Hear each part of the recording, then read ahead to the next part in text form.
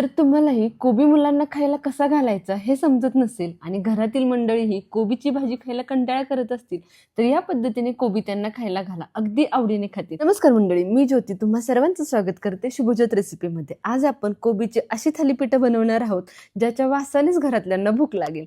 यासाठी घेतलं आहे कोबी, ज्वारीचं पीठ, गव्हाचं पीठ आणि बेसन पीठ. आता सगळ्यात आधी कोबी आपल्याला किसून घ्यायचा आहे. इथे मी एका गट्ट्यातला अर्धा कोबी घेतलाय, कारण अर्धा कोबी आपल्या थालीपीठासाठी पुरेसा आहे. अर्धा कोबी घेऊन तुम्ही साधारण 7 ते 8 थालीपीठं बनतील एवढं पीठ तुम्ही यामध्ये भिजवू शकता. आता सुरुवातीला कोबी छानपैकी चिरून घ्यायचा. अर्धा भाग होता त्याचे 2 भाग करून घ्यायचे आणि आता बटाट्याची वेपर्स करायची जी खिसणी असते त्याने कोबी खिसून घ्यायचा. यामुळे काय होतं, कोबी छान पातळ असा खिसला जातो. या ठिकाणी कोबी अजिबातही आपल्याला चॉप करून किंवा छोट्या खिसणीने म्हणजे खोबरं खिसायच्या खिसणीने खिसून घ्यायचा नाही. तुम्ही तसं जर खिसून घेतलं तर कोबीला खूप जास्त पाणी सुटतं आणि थालीपीठाचं पीठ आपलं व्यवस्थित भिजत नाही. त्यामुळे आवर्जून अशा पद्धतीने बटाटा खिसायची वेपरची जी खिसणी आहे त्याने खिसून घ्या, म्हणजे अगदी छान लच्छेदार असा कोबी खिसला जातो आणि पाणीसुद्धा खूप जास्त याला सुटत नाही. जेवढं आपल्याला थालीपीठ भिजवण्यासाठी आवश्यक आहे तेवढंच पाणी या कोबीला सुटतं. चला, दोन्ही भाग अशा पद्धतीने छान किसून घेतलेत आणि तुम्हाला या कोबीच्या आता लच्छ जवळून दाखवते. किती पातळ आणि किती सुंदर असे पडलेत. कोबी खिसताना तो धरताना सुद्धा असा आडवा धरायचा, मी जसा व्हिडिओमध्ये दाखवलाय त्या पद्धतीने धरा, म्हणजे लच्छ परफेक्ट निघतात. आता यामध्ये 1 चमचा मीठ घालायचं आणि हे मीठ कोबीला व्यवस्थित असं चोळून लावून ठेवायचं.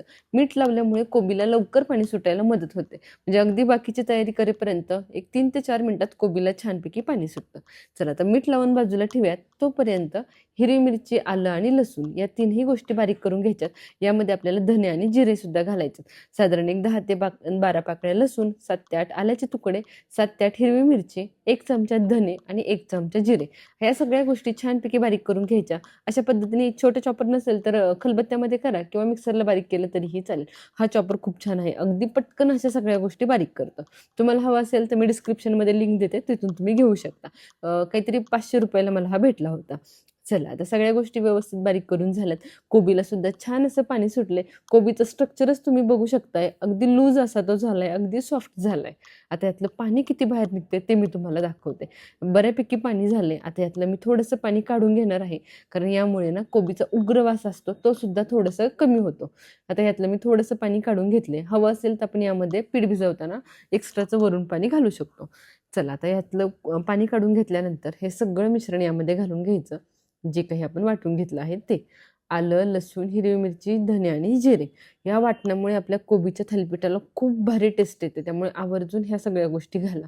आता यामध्ये बाकीचे स्पायसेस घालायचे. पाव चमचा हळद, 1 चमचा लाल तिखट, त्यानंतर घालायचं आहे ते 1 मोठी वाटी ज्वारीचं पीठ, त्याच्या निम्म्या प्रमाणामध्ये किंवा समप्रमाणामध्ये घातलं तरी चालेल गव्हाचं पीठ आणि त्याच्याही निम्म्या प्रमाणामध्ये बेसन पीठ. म्हणजे 1 मोठी वाटी जर ज्वारीचं पीठ असेल तर 1 बारकी वाटी गव्हाचं पीठ आणि अर्धी वाटी बेसन पीठ घाला. त्यानंतर तीळ घालून घ्यायचे आणि कोथिंबीर घालून घ्यायची. अर्धा चमचा मीठ घालून घ्यायचं. आता सुरुवातीला यामध्ये पाणी न घालता हे मिश्रण व्यवस्थित असं मिक्स करून घ्यायचं. जरी आपण कोबीतलं पाणी थोडंसं काढून घेतलं असलं तरी कोबीला ओलसरपणा अजूनही आहे, त्यामुळे एकदम जास्तीचं पाणी घालू नका. अगोदर पीठ कोबीमध्ये व्यवस्थित मिक्स करून घ्या आणि नंतर अगदी थोडं थोडं पाणी शिंपडत पीठ व्यवस्थित भिजवून घ्या. आता हे पीठ भिजवताना खूप जास्त पातळ भिजवायचं नाही किंवा मीडियमही नाही, चांगलं घट्ट असं पीठ भिजवायचं, कारण कोबीला पाणी सुटणार आहे. त्यामुळे खूप जास्त पाणी घालू नका. चला, आता पीठ व्यवस्थितपणे मळून झाले. त्याला फक्त 5 मिनिटाचा रेस्ट द्यायचा आहे. जास्त वेळ रेस्ट देऊ नका, नाही तर पीठ आपलं जास्त पातळ होईल. 5 मिनिटाचा रेस्ट दिल्यानंतर लगेच आपलं थालीपीठ थापायला घ्यायचं आहे. एखादा सुती कॉटनचा रुमाल घ्यायचा, तो अगोदरच ओला करून घ्यायचा. यावरती थोडंसं पाणी घालायचं. आता पीठ आपलं घट्टसर आहे, त्यामुळे गरजेप्रमाणे पाण्याचा हात घेऊन पिठाचा प्रत्येक उंडा व्यवस्थित असा मळून घ्यायचा. एकदम सगळं पीठ मळून ठेवू नका. जसजसं तुम्ही पिठाचा उंडा घेत जाल ना तसा तो मळून घ्या, म्हणजे प्रत्येक उंडा व्यवस्थित सॉफ्ट होतो आणि थापायलाही येतो. आता आपण अगोदरच रुमालावरती थोडंसं पाणी टाकून घेतलंय, त्यावरती हा उंडा ठेवायचा. हाताला थोडंसं पाणी घ्यायचं आणि व्यवस्थित असा उंडा थापून घ्यायचा. थापत असताना हाताला सुद्धा थोडंसं पाणी घ्यायचं, म्हणजे पीठ पटकन पुढे सरकतं. छान असं थालीपीठ थापलं गेले. थालीपीठ थापताना खूप जाड किंवा खूप पातळ थापायचं नाही, मीडियम अशा जाडीचं थापायचं.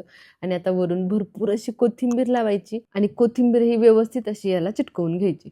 कोथिंबीर टाकण्या अगोदर थालीपीठ थोडंसं ओलं करून घ्यायचं. हात फक्त पाण्याचा हात एक लावून घ्यायचा, त्यानंतर कोथिंबीर टाकायची, म्हणजे कोथिंबीर लगेच चिकटते आणि अशा पद्धतीने होल करून घ्यायचे, जेणेकरून आपल्याला थालीपीठ भाजताना यामध्ये तेल सोडता येईल आणि व्यवस्थित थालीपीठ आपलं शिजेलही.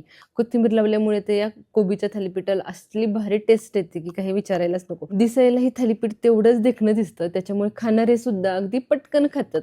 आतमध्ये विचारच करत नाहीत यामध्ये कोबी घातलंय की तुम्ही अजून काही घातले. त्यामुळे कोथिंबीर वरून आवर्जून भरपूर अशी लावा. तवा छान गरम झाला की 1 चमचा तेल घालायचं आणि त्यावरती व्यवस्थित असं थालीपीठ सोडून घ्यायचं. मध्ये जे होल केले होते त्यामध्ये तेल घालायचं, झाकण ठेवून फक्त 1-1.5 मिनिटाची वाफ द्यायची. 1 ते 1.5 मिनिटामध्ये थालीपीठ व्यवस्थित असं शिजतं आणि आता दोन्ही बाजूने थालीपीठ खमंग खरपूस होईपर्यंत भाजून घ्यायचं. थालीपीठ तव्यावर घालताना आहे असा रुमाल उचलून तो तव्यावरती पालथा करायचा आणि हलक्या हाताने तो काढून घ्यायचा. आपण अगोदर रुमाल ओला केलेला असतो, त्यामुळे थालीपीठ सहजपणे सुटतं. जर तुम्हाला वाटत असेल की थालीपीठ सुटत नाहीये, तर रुमालाच्या वरच्या बाजूने थोडंसं पाण्याचा शिंतोडा मारा, म्हणजे लगेच ते थालीपीठ सोडेल. चला, दोन्ही बाजूनी खरपूस असं थालीपीठ भाजलं गेले. तुम्ही बघू शकताय किती सुंदर असं थालीपीठ दिसतंय. घरात तर इतका सुंदर असा थालीपीठाचा वास पसरलाय की काही विचारायलाच नको. चला, बाकीची सुद्धा थालीपीठं याच पद्धतीने करून घेते. कोबीमध्ये भरपूर प्रमाणामध्ये व्हिटॅमिन सी, फायबर आणि अँटीऑक्सिडंट असतात, जी आपली पचनशक्ती सुधारण्यास मदत करतात. वजन नियंत्रित ठेवण्यासाठी आणि त्वचेच्या आरोग्यासाठी सुद्धा कोबी अत्यंत गुणकारी मानला जातो. इतकेच नाही तर हृदयाचे आरोग्य जपण्यासाठी आणि प्रतिकारशक्ती वाढवण्यासाठी सुद्धा कोबी खूप जास्त फायदेशीर आहे. त्यामुळे आठवड्यातून किमान 1दा ते 2दा तरी कोबी आहारात असलाच पाहिजे. आणि बऱ्याच वेळेला मुलं कोबी बघूनच नको म्हणतात. अशा वेळेस तुम्ही या पद्धतीने कोबीची खमंग अशी थालीपीठं करून त्यांना खायला घालू शकता. भरपूर अशी कोथिंबीर घातल्यामुळे याला खूप छान फ्लेवर आणि खूप छान टेस्ट येते.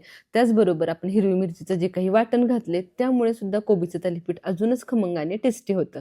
चला, तुम्ही सुद्धा या पद्धतीने ही कोबीची थालीपीठं नक्की ट्राय करून बघा. मुलांच्या टिफिनसाठी बनवू शकता, सकाळी नाश्त्याला बनवू शकता. टिफिनसाठी सुद्धा अगदी सकाळी 10 ते 15 मिनिटात ही थालीपीठं तयार होतात. खूप जास्त वेळही लागत नाही आणि बऱ्याच वेळ डब्यामध्ये राहिली तरी ती चिवट वातट होत नाहीत, कारण यामध्ये आपण ज्वारीचं पीठ, गव्हाचं पीठ, बेसन पीठ वापरले, त्यामुळे चिवट आणि वातट होण्याचा प्रश्नच येत नाही. चला, तर हे सगळी थालीपीठं मी याच पद्धतीने करून घेते आणि लगेच हे काय थालीपीठ सर्वही करून घेऊ.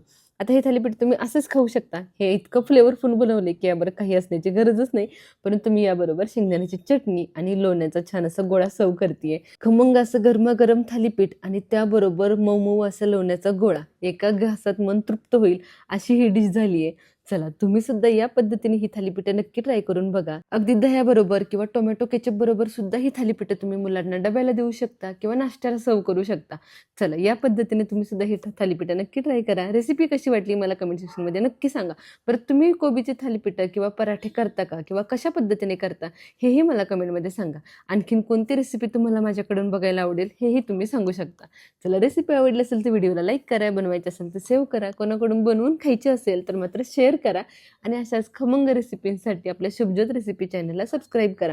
तसेच खाली दिलेल्या बेल आयकॉनलाही क्लिक करा, म्हणजे दररोज दुपारी 1:30 वाजता येणारी रेसिपी तुमच्याकडून मिस होणार नाही. भेटूया पुन्हा एकदा अशाच चविष्ट आणि खमंग रेसिपी सोबत. धन्यवाद.